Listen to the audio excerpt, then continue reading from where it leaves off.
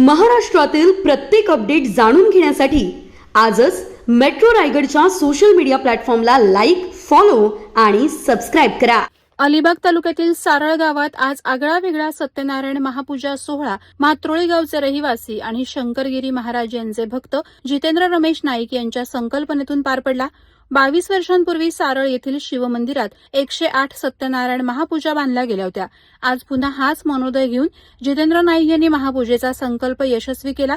विशेष म्हणजे 121 पूजा बांधल्या जाणार होत्या, त्या वाढत वाढत 153 पर्यंत पोहोचल्या.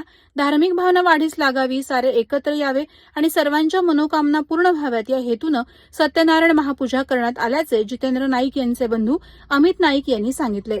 जयशंकर आदरणीय संत शंकरगिरी महाराज यांच्या पदस्पर्शाने पावन झालेल्या या भूमीमध्ये गेल्या 22 वर्षापूर्वी आमचे बंधू आदरणीय जितेंद्र नाईक यांनी 101 पूजनचा संकल्प केला होता. त्यावेळेस पण 101 पूजनचा 108 पूजा झाल्या होत्या.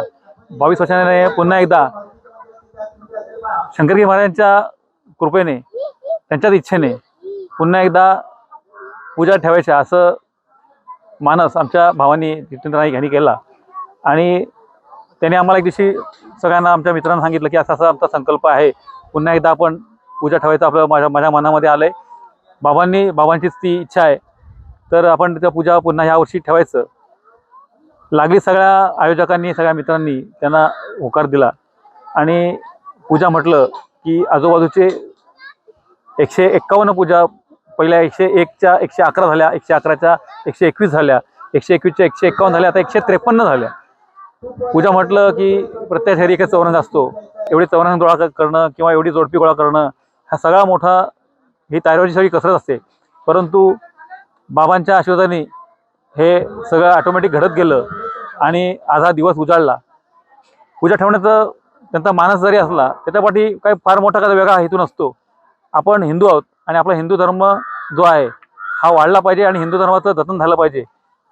आपल्या धर्मामध्ये देवदेवतांची पूजा केली जाते आणि सत्यनारायण देव हा संकट जेव्हा आपल्यावर असतं, त्या संकटांना बाहेर काढण्याचं काम जर आपण सत्यनारायणाची पूजा केली किंवा सत्यनारायणाचं व्रत केलं तर त्यातनं आपण बाहेर येतो, असं महात्मा आहे.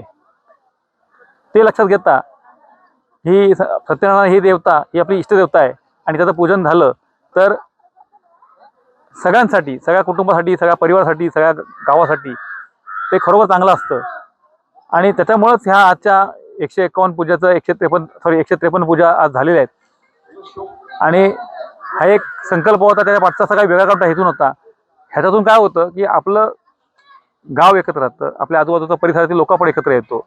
आज तुम्ही म्हटलं तर जवळजवळ 25 गावातील लोक इथे पूजेसाठी आलेली आहेत, तिथली जोडपी आलेली आहेत आणि त्यातनं ओळखी वाढतात, एकमेकांचा बंधुभाव वाढतो आणि आपल्या देवाचं, म्हणजे आपलं देवाचं रक्षण झालं पाहिजे, आपल्या धर्माचं रक्षण झालं पाहिजे, ही त्याच्यासाठी मोठी भावना आहे.